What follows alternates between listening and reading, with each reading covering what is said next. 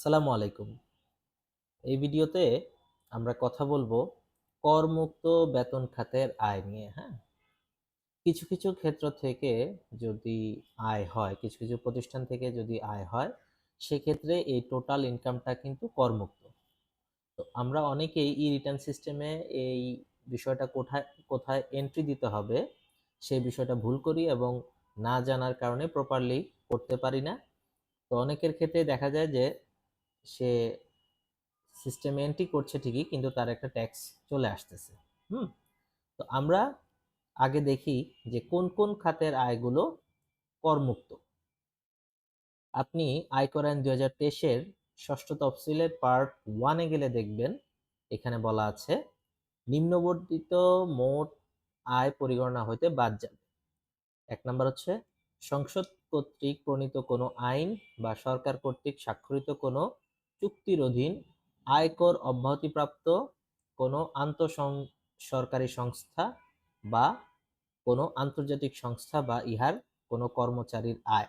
আচ্ছা, 2-এ বলা আছে নিম্নবর্ণিত যে কোনো আয় কোনো বৈদেশিক রাষ্ট্রের রাষ্ট্রদূত, high commissioner, envoy, minister charge d'affaires, commissioner, counsellor, consul de carriere, secretary, দূতাবাসের উপদেষ্টা বা অ্যাটাচি, হাই কমিশন, বৈদেশিক রাষ্ট্রের লিগেশন বা কমিশন কর্তৃক তাহাদের এইরূপ যোগ্যতায় চাকরির সূত্রে সংশ্লিষ্ট সরকার হইতে প্রাপ্ত পারিতোষিক। খতে বলা আছে বাংলাদেশে অবস্থিত বিদেশি রাষ্ট্রের ট্রেড কমিশনার বা অন্যান্য সরকারি প্রতিনিধি উক্ত পদে অবৈতনিক দায়িত্ব পালনকারী নহেন, এইরূপ বেতন বাবদ যে অর্থ গ্রহণ করিয়া থাকেন, যদি সংশ্লিষ্ট রাষ্ট্রে এইরূপ উদ্দেশ্যে নিয়োজিত সমমর্যাদার উক্তরূপ কর্মকর্তা একই ধরনের অব্যাহতি ভোগ করিয়া থাকেন। আচ্ছা, গতে হচ্ছে দফা ক এবং খতে উল্লেখিত কোনো কর্মচারীর কোনো অফিস স্টাফের সদস্য কর্তৃক বেতন হিসেবে গৃহীত হয় যখন উক্ত সদস্য বাংলাদেশের নাগরিক না হন বা তাহার প্রতিনিধিত্বকারী রাষ্ট্রের নাগরিক না হন বা অন্য কোনো বিদেশি রাষ্ট্রের নাগরিক হন এবং উক্ত অফিস স্টাফের সদস্য হিসেবে কার্যক্রম পরিচালনা ব্যতীত বাংলাদেশে কোনো ব্যবসা বা পেশা বা চাকরিতে নিযুক্ত না থাকেন এবং উক্তরূপ প্রতিনিধিত্বকারী রাষ্ট্রে কর্মরত প্রজাতন্ত্রী গণপ্রজাতন্ত্রী বাংলাদেশ সরকারের সমমর্যাদার কর্মকর্তা কর্মচারীর ক্ষেত্রে সমপ্রগতি অব্যাহতির বিধান কার্যকর থাকে। অর্থাৎ এই কয়টা সংস্থা থেকে বা এই নিয়মের আন্ডারে যদি কারো পড়ে, তাহলে তার সম্পূর্ণ আয়টা কিন্তু করমুক্ত।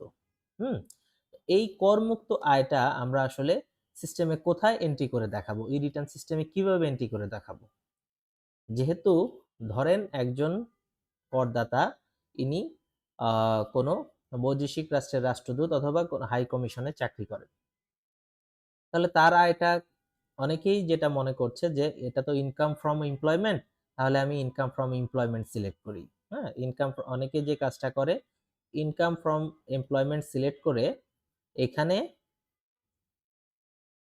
Subject salary subject to reduce tax rate এইটা সিলেক্ট করছে, কিন্তু আসলে কিন্তু বিষয়টা এটা হবে না। বিষয়টা আসবে হচ্ছে আপনি এই যে দেখেন ট্যাক্স এক্সাম্পটেড ইনকাম একটা শব্দ আছে, আপনি ই রিটার্নের যখন প্রথম রেগুলার ই রিটার্ন পেজে যাবেন, নিচে দেখবেন বামে দেয়া আছে ট্যাক্স এক্সাম্পটেড ইনকাম।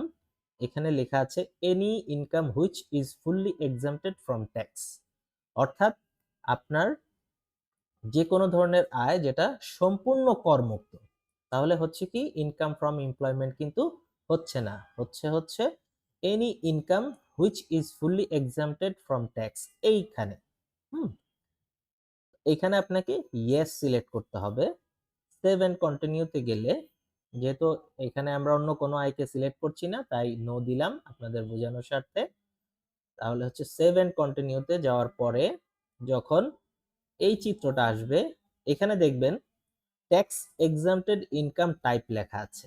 হুম এইখানে সিলেক্ট করার পর একটু নিচে আসলেই দেখবেন লেখা আছে আদার এক্সাম্পশন আন্ডার 6 শিডিউল পার্ট 1। ওই যে যেটা বলেছি ষষ্ঠ তফসিলের অংশ 1 অনুযায়ী আয়টা হচ্ছে করমুক্ত। আচ্ছা, এইখানে এরপরে আসবে প্যারাগ্রাফ নাম্বারে দেখবেন সিলেক্ট করার অপশন আছে এক্সাম্পটেড salary and income of inter-government and international organization, exempted salary, ambassador and others. আশা করি এই বিষয়টা বুঝতে পেরেছেন। আমরা ধরেন উপরের যে কোনো একটা সিলেক্ট করলাম, আপনি নেম অফ অর্গানাইজেশন দিতে পারেন, হতে পারে যে আপনি রয়্যাল এম্বাসি অফ সৌদিতে কর্মরত আছেন। রেফারেন্সটা কি? 6 শিডিউল পার্ট 1, হ্যাঁ 6 শিডিউল পার্ট 1, এই আপনি এখানে রেফারেন্সটা দিয়ে দিবেন। রেফারেন্স ডেটটা আপনি হচ্ছে কারেন্ট ইয়ারটাই সিলেক্ট করতে পারেন, যেহেতু 2026-27 যে কর বর্ষ, এটার যে অর্থ আইনে কিন্তু এই বিষয়টা আছে, আপনি এটাই সিলেক্ট করতে পারেন, অথবা যে ডেটা আইনটা হয়েছে সেটা সিলেক্ট করতে পারেন। তাহলে এইখানে আপনি রয়্যাল এম্বাসি অফ সৌদিতে যে কোনো পদে কর্মরত আছেন, আপনি ধরেন এবছর বেতন পেয়েছেন 20 লক্ষ টাকা। রিলেটেড এক্সপেন্স যদি থাকে দিবেন, না থাকলে 0 দিবেন। তাহলে দেখেন আপনার এখানে ট্যাক্স এক্সাম্পটেড ইনকামটা আসতেছে কত? 20 লক্ষ টাকা। আমি আবারও দেখাচ্ছি, এইখানে এই যে আদার এক্সাম্পশন আন্ডার 6 শিডিউল পার্ট 1, এখানে সিলেক্ট করার পর এই যে দুইটা অপশন আসবে, আপনার জন্য যেটা প্রযোজ্য আপনি সেটা সিলেক্ট করবেন। এখানে নেম অফ অর্গানাইজেশনে যে উনি কোন প্রতিষ্ঠানে কর্মরত সেটা সিলেক্ট করবেন, রেফারেন্স নাম্বারটা দিবেন যে 6 শিডিউল পার্ট 1 2 এর কত থাকলে ক, খতে থাকলে খ, তারপর রেফারেন্স ডেটটা সিলেক্ট করবেন, যে বছর যে তারিখে আইনটা পাস হয়েছে সেই ডেটটা দিতে পারেন। আপনার টোটাল ওই প্রতিষ্ঠান থেকে এবছর কত টাকা ইনকাম করেছেন সম্পূর্ণ টাকা আপনি এখানে উল্লেখ করবেন। যদি কোনো এক্সপেন্স থাকে তাহলে এখানে উল্লেখ করবেন।